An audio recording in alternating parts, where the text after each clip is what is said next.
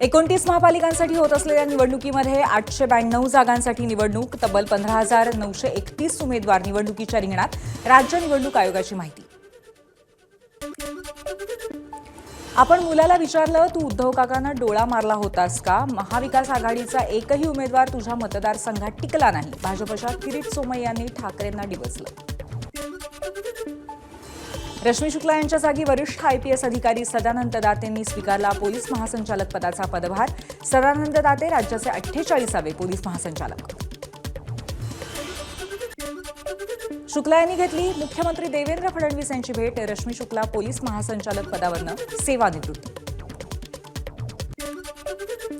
पंढरपूरची चंद्रभागा गटारगंगा सफाईसाठी बसवलेली 29 कोटी रुपयाची सेवर टेक्नॉलॉजी फेल. तातडीने कारवाई न झाल्यास सेवरच्या बोटी भंगारात घालणार. सामाजिक कार्यकर्त्यांचा इशारा.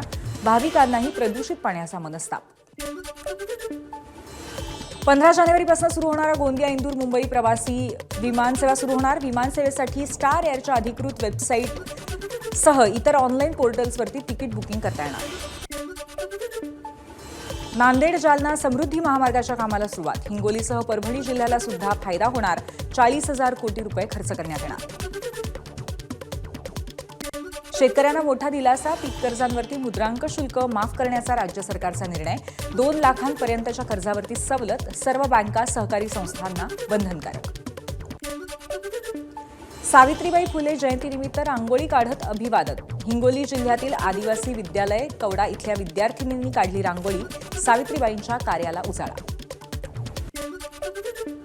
गडचिरोलीच्या अहेरी तालुक्यातील वांगेपल्ली इथल्या अनुसूचित जाती आणि नवबौद्ध मुलांच्या निवासी शाळेमध्ये जिल्हास्तरीय विज्ञान प्रदर्शनाला सुरुवात. या निमित्ताने आलापल्लीच्या क्रीडा संकुलातून भव्य विज्ञान दिंडी काढण्यात आली.